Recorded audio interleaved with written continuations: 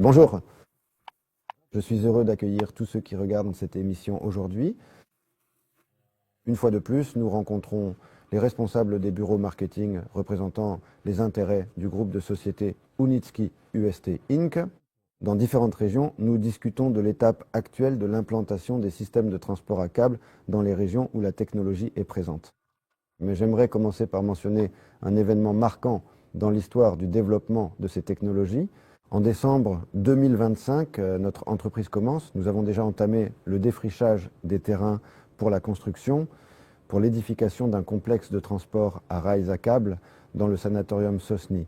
C'est un événement qu'il est impossible de sous-estimer et il donne vraiment le ton général à notre prochaine discussion. Ensuite, nous parlerons des résultats des événements qui se produisent aujourd'hui dans d'autres pays, dans d'autres régions, sur d'autres itinéraires. J'aimerais donner la parole en premier à notre nouveau membre de l'équipe, Sergueï Alexandrovitch Smolnikov. Sergueï Alexandrovitch, à vous la parole. Chers amis, bonjour. Je vais reprendre, Evgueni, votre idée avec laquelle vous avez commencé cette émission à propos du fait que chaque projet comporte plusieurs étapes. La phase d'examen préliminaire, lorsque nous entrons dans telle ou telle région, nous identifions les points problématiques, les points de terrain de la région que nous pouvons efficacement résoudre grâce à notre technologie. C'est la première étape, le premier stade. Ensuite, nous entamons un processus de négociation avec la région, avec les autorités, avec ceux qui prennent les décisions de gestion. Ensuite, nous faisons une première tentative, pour ainsi dire. En ce qui concerne l'étude de faisabilité technico-économique, nous étudions le terrain, nous effectuons le tracé, nous commençons à calculer la capacité des matériaux, à élaborer le modèle financier et la structure juridique. Ensuite, nous arrivons à la ligne d'arrivée lorsque nous élaborons la version finale des conditions sur la base des principes du partenariat public-privé. Nous sommes alors prêts à mettre en œuvre ce projet avec telle ou telle région. Pourquoi une introduction aussi longue? C'est pour que vous compreniez en principe la logique, chers collègues, la façon dont nous travaillons avec cela et la stratégie que nous suivons. Maintenant, si l'on parle de régions spécifiques, la géographie, à mon avis, est vraiment impressionnante. Elle est vaste, elle couvre pratiquement tout le territoire de la Russie, et en commençant par de Rostov-sur-le-Don au sud, à la région de Leningrad au nord-ouest, et jusqu'aux frontières orientales de notre pays, Vladivostok, Blagoveshchensk, Khabarovsk, la Tchoukotka. Au centre de notre pays, il y a Kazan et au sud, l'Ingouchie. Nous travaillons avec nos collègues, avec les pays voisins proches. C'est-à-dire que nous avons actuellement des projets en cours d'élaboration pour le Kazakhstan à Almaty. J'aimerais aborder le fait que les problèmes auxquels nous sommes confrontés, qui, à mon avis, ne nous permettent probablement pas d'avancer au rythme que nous souhaiterions, que nous nous fixerions comme objectif, ces problèmes, en principe, ont un caractère objectif. Ils découlent de la situation actuelle, de la situation économique dans le pays, de la situation politique sur la scène mondiale. Actuellement, en Fédération de Russie, le taux directeur est en effet très élevé, ce qui signifie que le coût de l'argent que nous devons impérativement attirer pour le financement de nos divers projets est de fait considérablement très élevé. En conséquence, nous sommes confrontés à des problématiques qui concernent probablement déjà les modèles financiers, les résultats du modèle financier que nous observons, grâce à l'attraction de passagers vers nos projets, grâce au flux de passagers, grâce au paiement des billets, nous parvenons efficacement à couvrir les questions liées à l'exploitation courante, aux charges d'exploitation, ce qu'on appelle les OPEX. Mais nous arrivons à une situation critique lorsqu'il s'agit déjà de payer les intérêts bancaires, qui, je le répète, sont déjà assez élevés, ainsi que le remboursement du principal du prêt. Et c'est précisément à ce point-là, c'est le point de négociation que nous discutons avec la région. La participation de la région à ces projets, car j'en suis profondément convaincu et je parle d'après ma propre expérience. Si l'on parle de transport public, si l'on parle de résoudre des problèmes de transport, de tels projets sont difficiles à réaliser sans la participation de l'État. C'est la réalité actuelle en Russie. Malheureusement, je dois également constater qu'il n'y a pas un niveau suffisamment élevé de spécialistes sur place qui pourraient maîtriser librement la législation sur le partenariat public-privé et qui seraient incapables de préparer une telle documentation pour les appels d'offres. C'est pourquoi, dans cette situation, nous adoptons une position proactive. Comme je l'ai déjà dit, nous élaborons nous-mêmes ces documents. Nous préparons la proposition, constituons le dossier de documents, identifions les sources de financement pour la mise en œuvre de ce projet et élaborons le projet d'accord que nous sommes prêts à signer avec la région. Et cette position proactive porte ses fruits. Autrement dit, comme le disait le classique, nous n'attendons pas les faveurs de la nature. Voilà. C'est pourquoi, si l'on parle de réalisation concrète et tangible, alors oui, pour pratiquement toutes les régions géographiques que j'ai eu l'occasion de mentionner précédemment au cours de cette discussion, nous avons déjà minutieusement élaboré des offres commerciales complètes et détaillées, avec des tracés techniques et opérationnels qui sont entièrement prêts à être mis en œuvre. Et il est important de souligner que dans de très nombreuses de ces régions, le modèle financier global est désormais presque entièrement finalisé et prêt pour l'approbation. Nous comprenons précisément le coût de la question, nous comprenons clairement les critères qu'il est déjà possible et même nécessaire de discuter avec la région. Et j'aimerais sans doute mentionner notre projet phare, là où nous avons déjà fait des progrès assez importants. En fait, nous ne sommes plus qu'à un pas de soumettre une initiative de concession privée. Il s'agit de Rostov-sur-le-Don. Un travail colossal y a été accompli au cours des derniers mois. En fait, une étude de faisabilité y a été réalisée. Dans son intégralité. Dans son intégralité, oui. Autrement dit, nous sommes maintenant dans la dernière ligne droite. Le modèle financier dans les prochains jours sera-t-il dans sa version finale? La version est déjà prête. Et nous prévoyons, dans le courant de la première décade de décembre, nous comptons alors entamer le processus de négociation avec les autorités régionales, finaliser les points et accords que nous attendons de la région concernant le partage des risques, la répartition des compétences, etc. Et cela nous ouvre déjà une fenêtre d'opportunité. Nous commençons à constituer directement le dossier de documents pour soumettre l'initiative de concession privée. Ensuite, il y aura un processus de discussion et d'affinage, des chiffres, des paramètres. Et j'espère vraiment que l'année prochaine nous offrira le premier précédent, le premier accord de concession que nous conclurons en Fédération de Russie. Eh bien, ensuite, je pense que d'autres régions, y compris en prenant exemple sur le précédent que nous allons créer, tout avancera de manière beaucoup plus dynamique et agréable. Merci Sergueï Alexandrovitch, c'est vraiment réjouissant. En fait, ce sont de très bonnes nouvelles. Ce qui est particulièrement encourageant, c'est qu'avec votre arrivée, nous avons constaté une augmentation significative du niveau d'expertise. Peut-être que certains de ceux qui regardent cette émission ne le savent pas, mais Sergueï Alexandrovitch a occupé le poste de ministre du Développement économique d'une région entière. Et tout récemment, c'est précisément sous sa direction qu'une concession de tramway a été mise en œuvre dans la ville de Koursk. Autrement dit, avec Sergueï Alexandrovitch, notre équipe a accueilli non seulement un théoricien, mais un expert praticien doté d'une immense expérience et d'un vaste bagage de connaissances qui, il est évident, sont déjà, je pense, mises en œuvre pour tous. Ici, dans le travail à travers la Fédération de Russie, si auparavant nous étions un peu perdus, maintenant nous savons exactement où nous allons et nous montrons déjà des résultats concrets. En plus de Rostov sur le Don, nous sommes actuellement en train de réaliser des études de faisabilité technique et économique, je le rappelle, pour Vladivostok, Blagoveshchensk, ainsi que pour l'itinéraire de Kaskelen au Kazakhstan, discuté depuis longtemps avec les autorités régionales. Le marché de Barlik, nous avons également commencé à élaborer une étude de faisabilité technique et économique. Je suis convaincu qu'ici, des résultats tangibles, c'est-à-dire les prochaines étapes, à savoir les initiatives de concession, les accords avec les régions, ne se feront pas attendre longtemps et le nombre de projets continuera de croître, comme on dit, de façon exponentielle. Merci.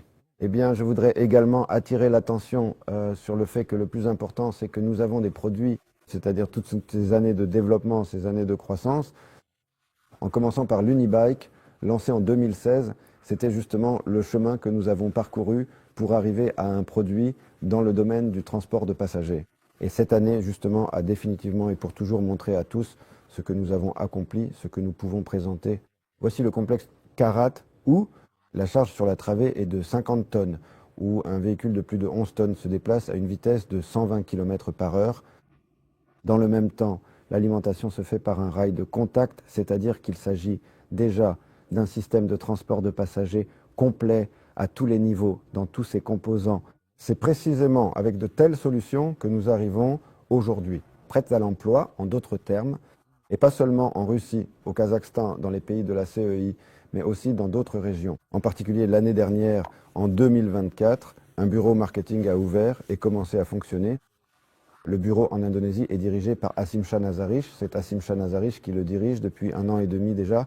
Alors, quels sont nos résultats à ce jour? À quelle étape en sommes-nous et sur quel projet travaillons-nous? Et de manière générale, pouvez-vous décrire la situation, le contexte? Bonjour à tous, chers collègues. Bonjour. Evgeny. Oui, en effet, nous avons ouvert en avril 2024. En principe, beaucoup de travail a été accompli dans le pays pendant cette période, depuis les étapes initiales, jusqu'à l'établissement des liens nécessaires avec le gouvernement, même en tenant compte du fait qu'à la fin de 2024, le gouvernement a complètement changé en Indonésie. Là-bas, cela arrive tous les 5 à 10 ans. C'est ce qui se passe dans le pays, donc cela a aussi pris un certain temps pour, disons, pour rétablir à nouveau tous ces liens et relancer les projets qui avaient été initiés auparavant avec l'ancien maire, disons, dans la région de Bandung. Et ainsi, oui, cela a un peu traîné, mais néanmoins, maintenant, les projets qui avaient été initiés en 2024 ont été relancés et nous continuons à travailler avec eux. Déjà avec le nouveau gouvernement, ce gouvernement va rester en place 10 ans, mais avec une période de 5 ans, il y aura des élections locales et régionales. Mais le plus important, à ce que je comprends, c'est que ce gouvernement assure la continuité, y compris dans les accords qui avaient été conclus avec les précédents. Oui, donc à certains moments, il y a eu des difficultés car il a fallu, en gros, reconstruire entièrement les relations de partenariat, réexpliquer à nouveau qui nous sommes, quelle technologie nous produisons. Donc oui, cela a pris du temps, mais dans l'ensemble, oui, nous avons maintenant de très bonnes relations avec les maires qui, en gros, sont de nouvelles personnes. Il me semble que chaque grande ville dans le monde entier est confrontée au même problème. Il s'agit d'une forte pression sur le réseau routier, de la surcharge des transports, de ces heures de pointe le matin et le soir, pour ainsi dire. Mais si l'on parle de Jakarta, la situation ici était nettement pire et, il me semble, nécessite même une attention encore plus particulière des relations et de l'approche du travail avec les transports publics, parce que j'ai l'impression qu'il y a eu une certaine période de temps.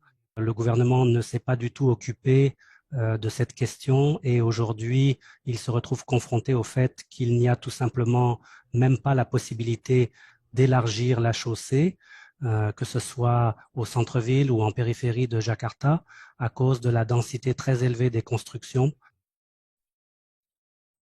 Mais ce qui est le plus intéressant, c'est que le gouvernement en est conscient, car lors des derniers grands événements auxquels nous avons assisté, des invitations officielles ont été envoyées.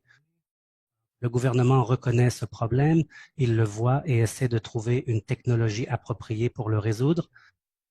D'après ce que j'ai compris, cela fait environ 5 à 10 ans qu'ils travaillent dans cette direction. L'année dernière, ils ont publié une stratégie de développement jusqu'en 2030. Il s'agit d'une croissance économique grâce à l'amélioration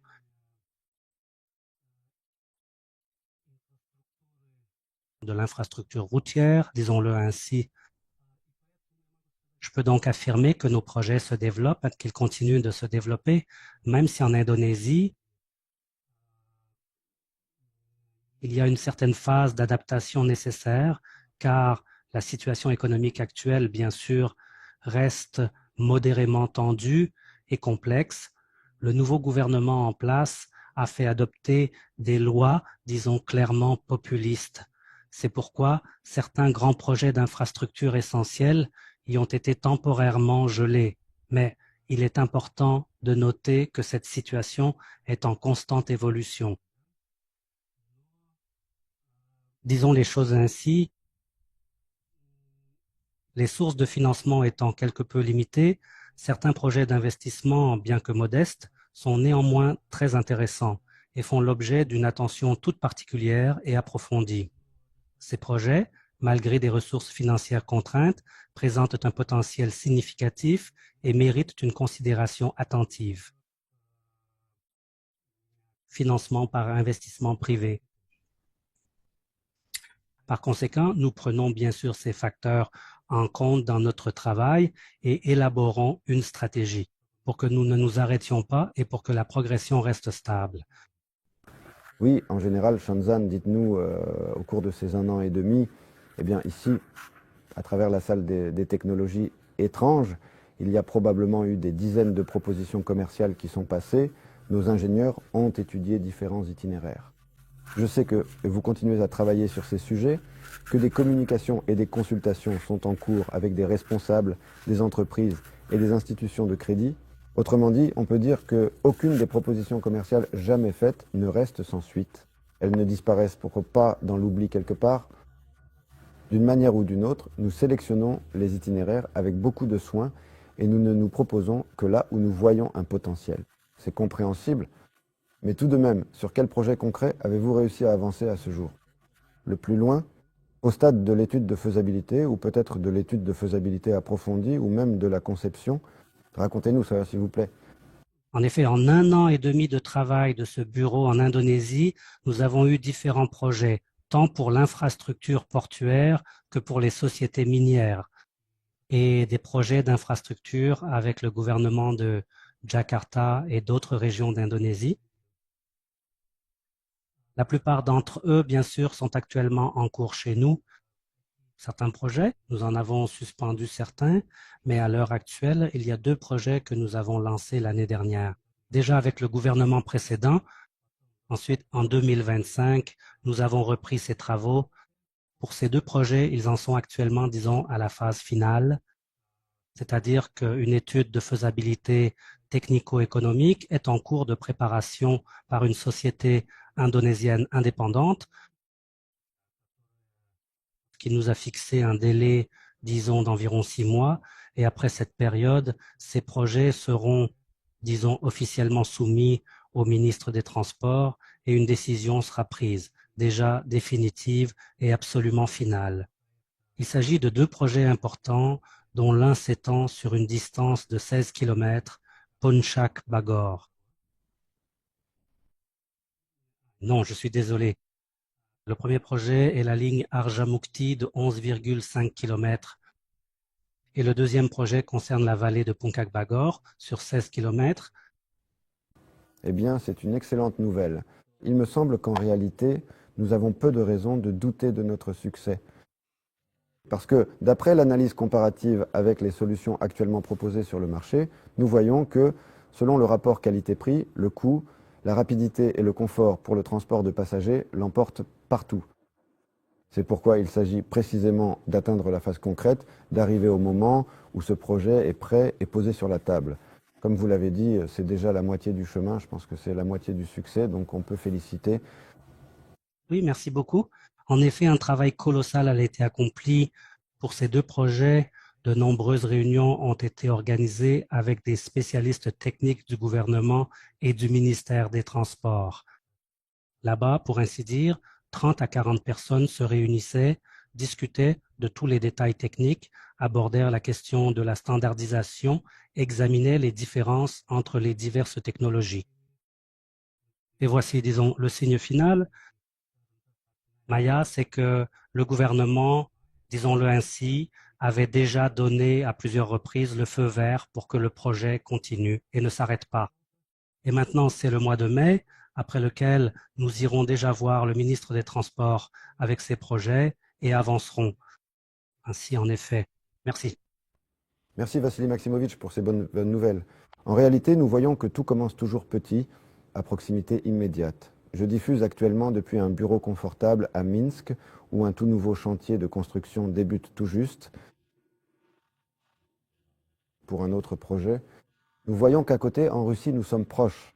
Nous sommes également au maximum engagés dans la mise en œuvre de plusieurs itinéraires utilisant le transport à câble.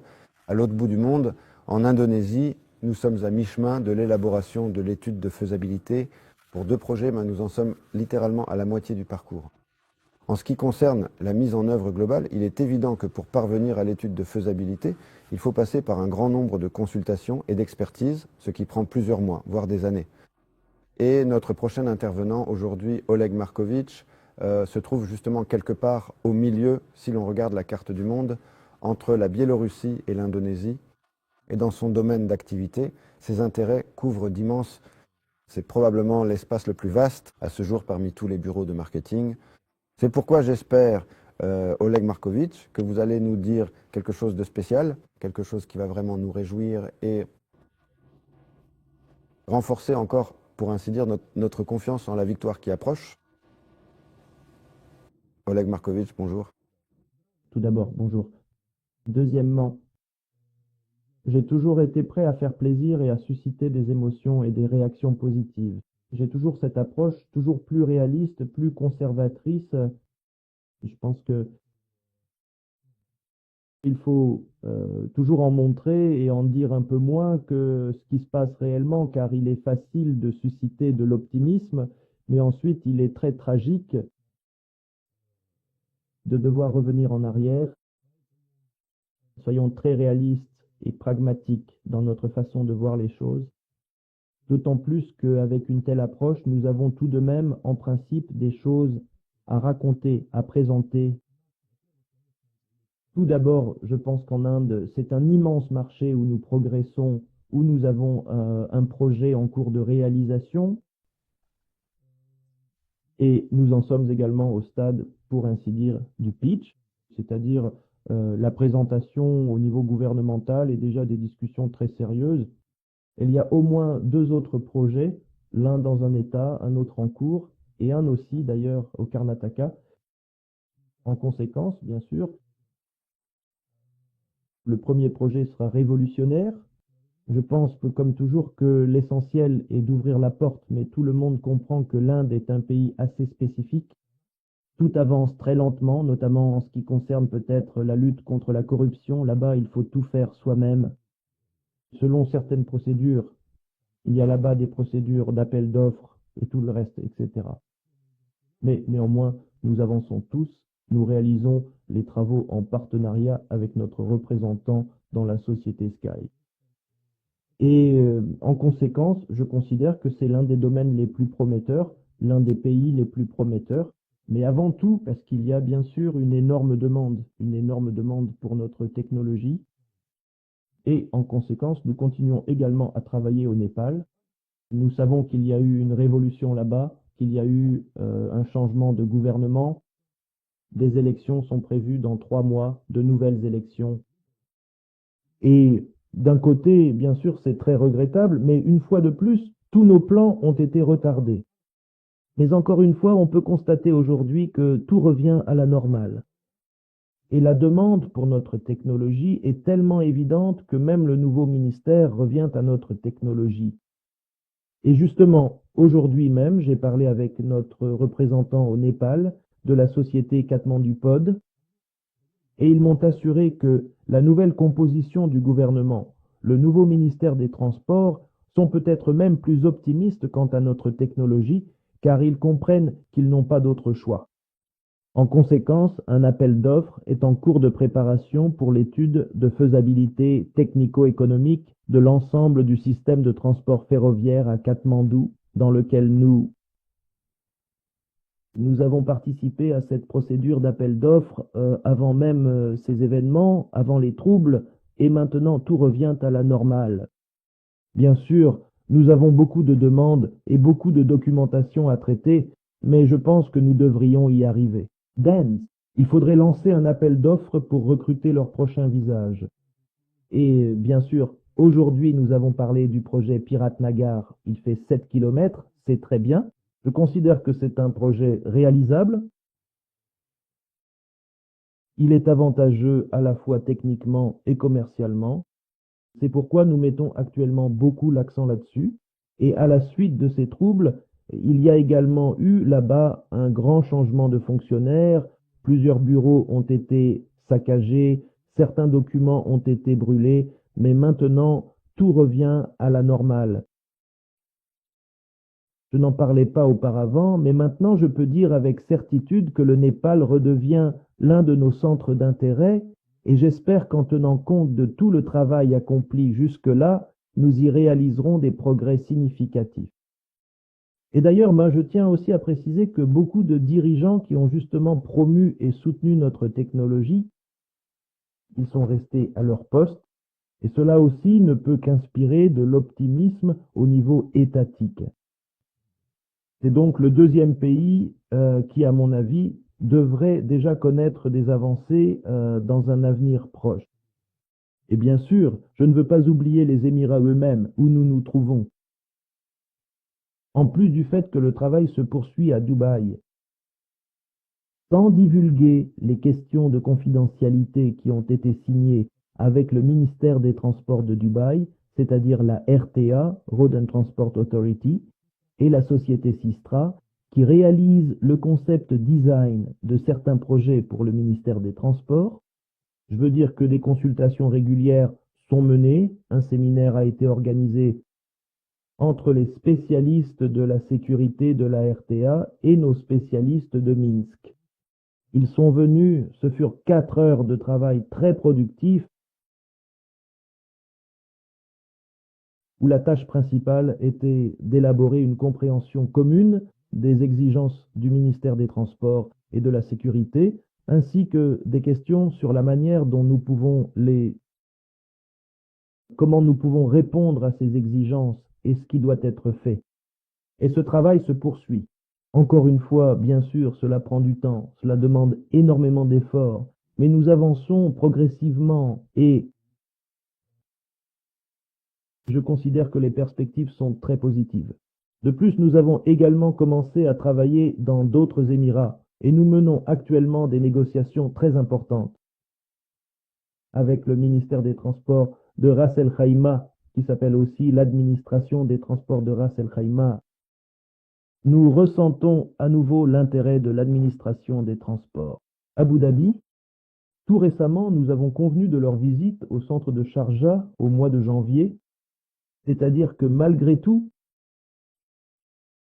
c'est très difficile, très lent, mais les avantages sont évidents. Les avantages du transport à câble sont indéniables. Il est certain qu'il sera mis en œuvre.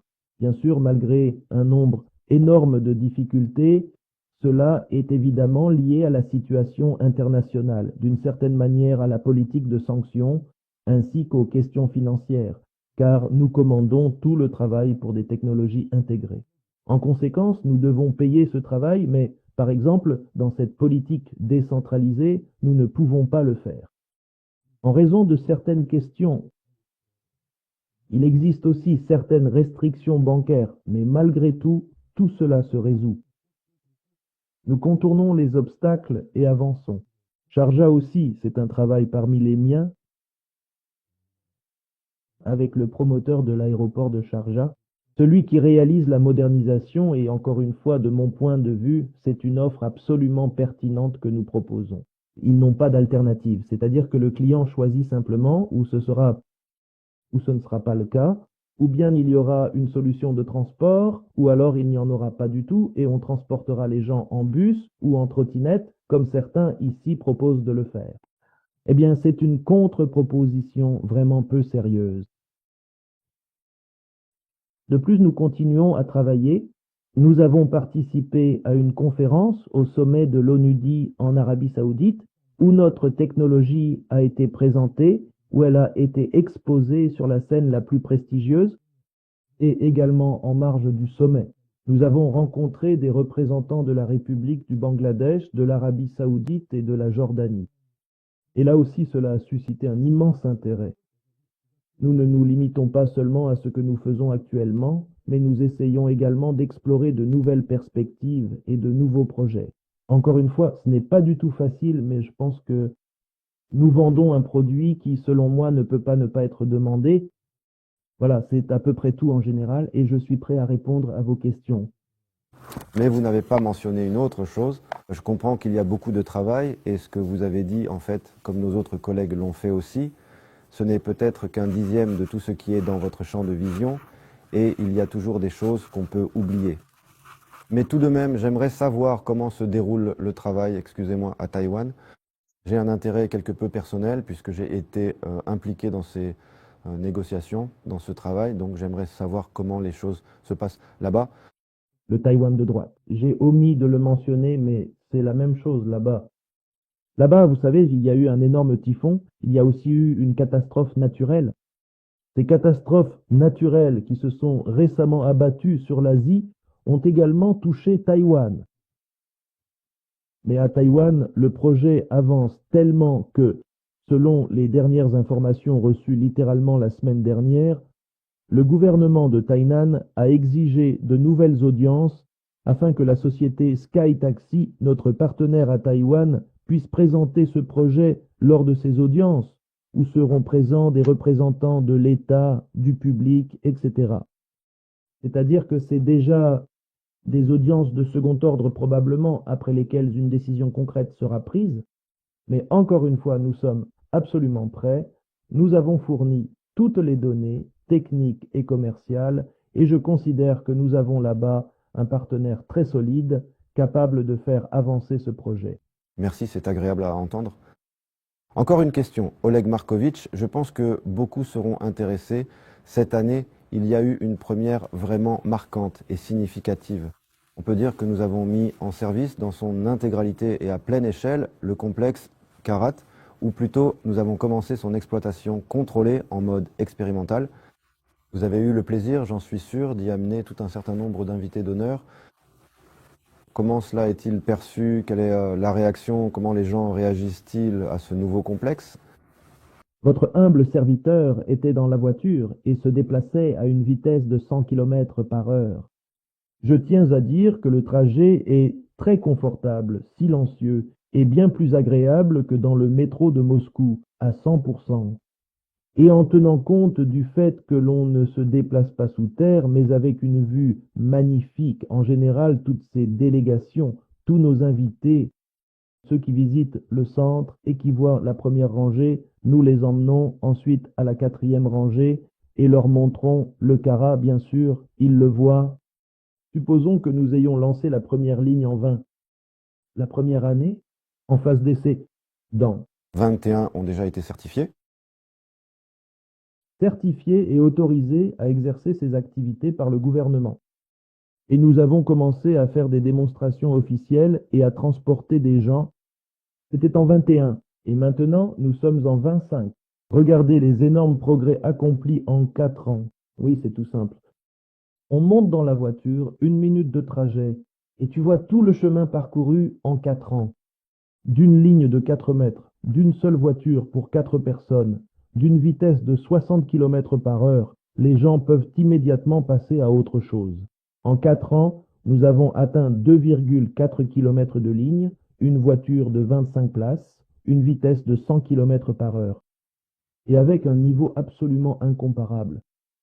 C'est ce bond en avant qui a été réalisé, ce développement que nous pouvons montrer, ainsi que nos capacités.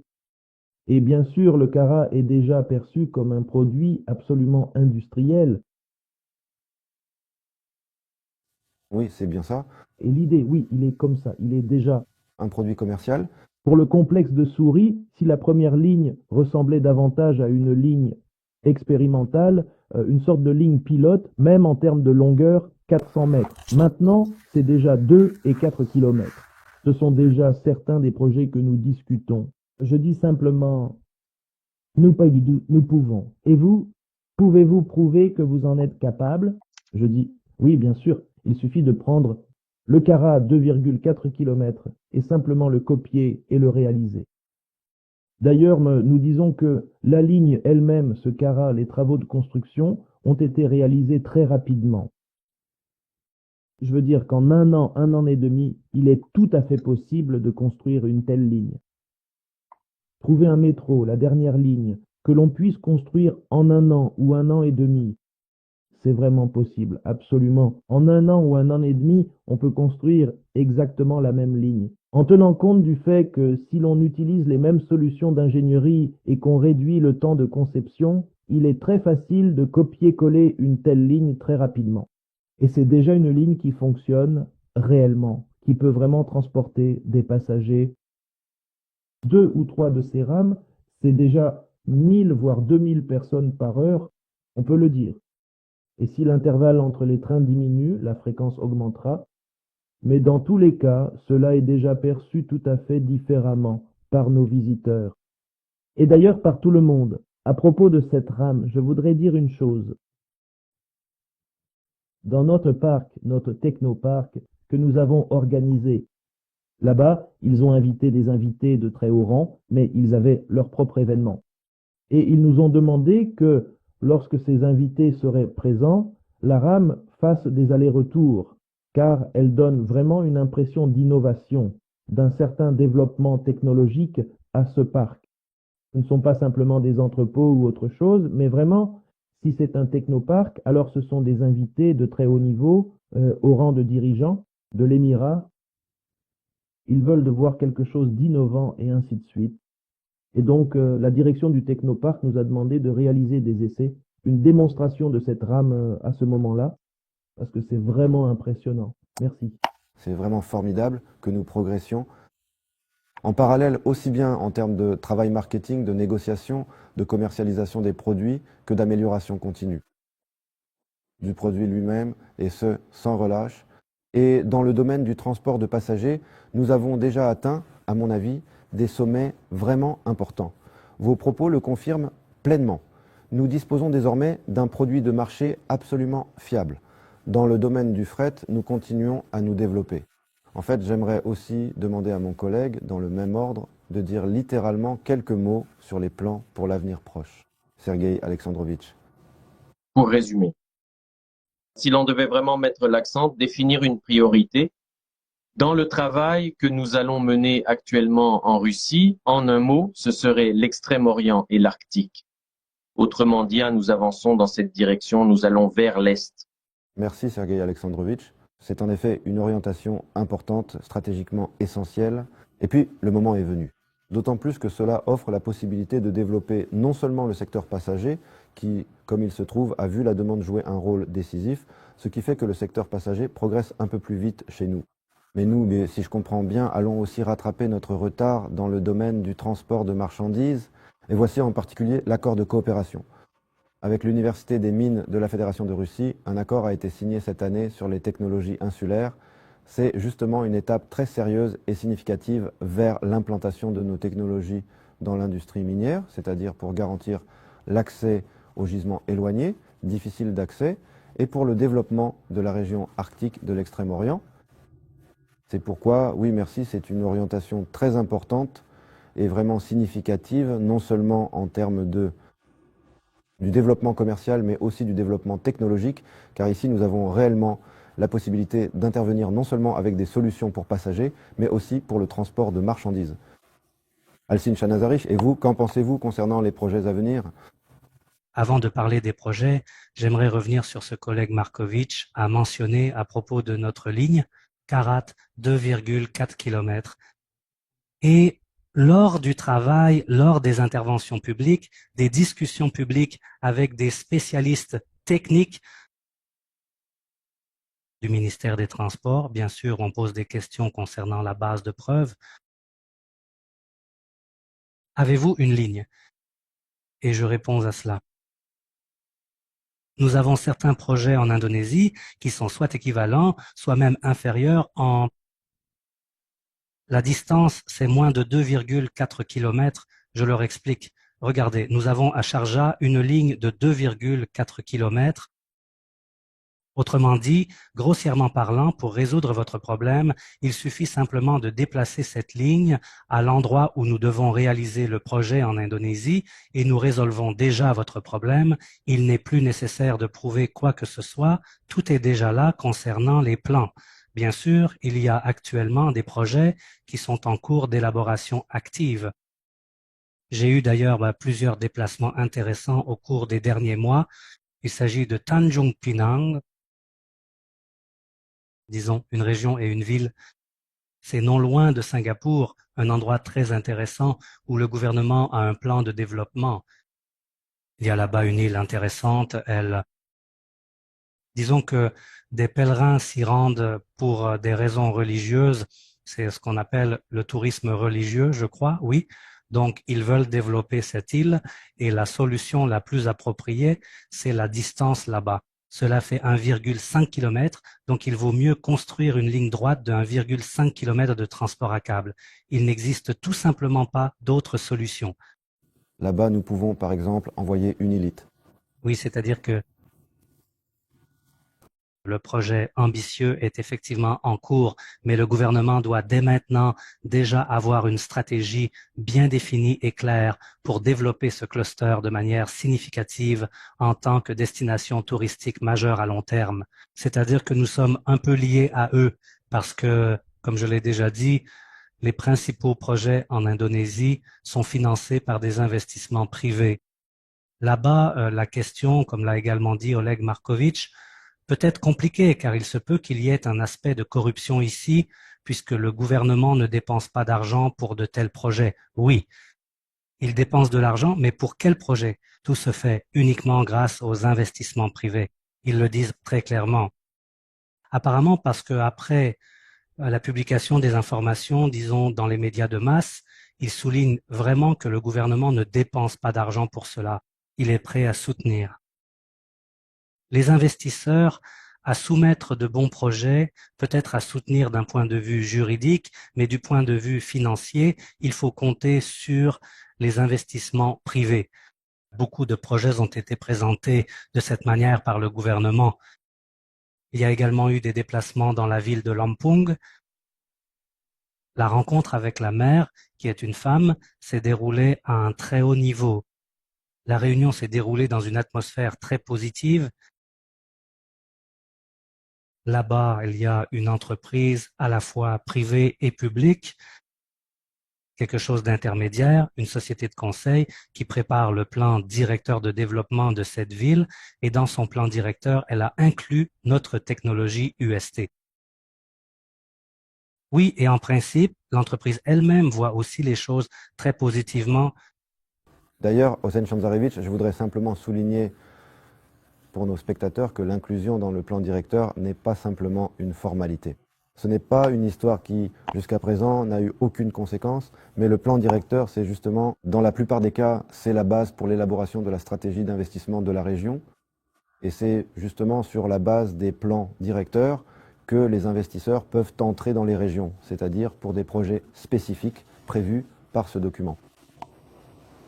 Parce que tout cela est discuté à un niveau très élevé. Cela peut même être plus simple que de travailler dans la capitale, à Jakarta, car il y a moins de bureaucratie. Et le maire de la ville, en principe, il dispose d'une certaine indépendance dans la prise de décision. Bien sûr, le dernier mot reviendra finalement au ministère des Transports, mais en ce qui concerne le développement de sa ville, le maire est responsable lui-même, car il a été élu par les habitants de cette région et de la ville. En somme, c'est probablement l'un des deux projets les plus intéressants que nous allons réaliser cette année.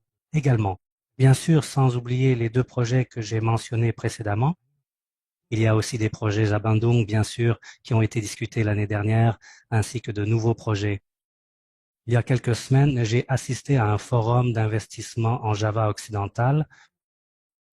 Plusieurs projets y ont été présentés. En somme, nous avons de quoi nous occuper cette année, les perspectives sont très bonnes. Et nous avons d'excellents contacts avec le gouvernement. On nous connaît, on nous invite à certaines sessions techniques internes et nous poursuivons notre travail. C'est super. Eh bien, en fait, si dans un certain...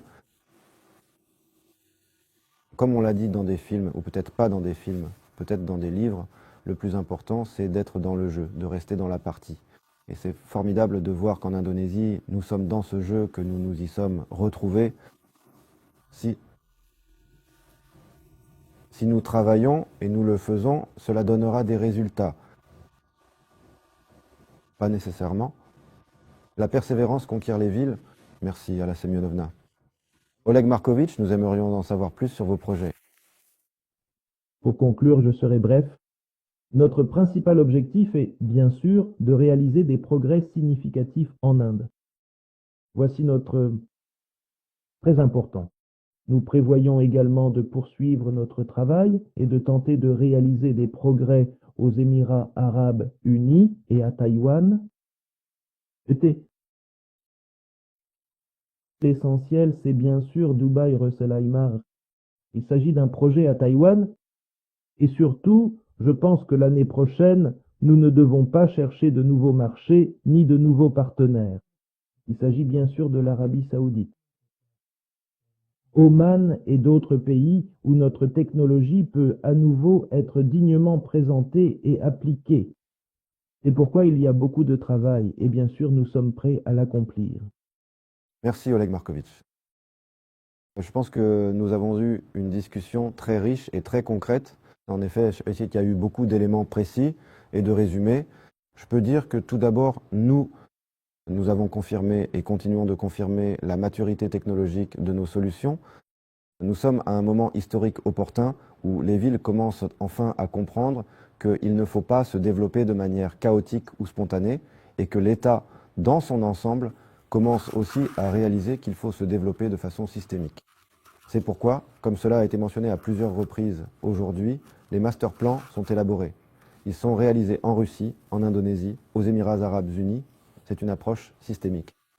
C'est très important et cela joue en notre faveur, car dans le cadre de cette approche systémique, il nous est plus facile de mettre en œuvre des projets et nos projets démontrent leur grande efficacité. Et il est très important, et nous le disons toujours, que nous avons une équipe professionnelle. Je pense que ceux qui ont suivi cette vidéo aujourd'hui ont pu s'en rendre compte une fois de plus. Et nous avons déjà pratiquement des résultats tangibles et je suis sûr qu'il y en aura de plus en plus à l'avenir. Eh bien, avec mes collègues, nous continuerons à vous en informer régulièrement. Merci de votre attention. À bientôt.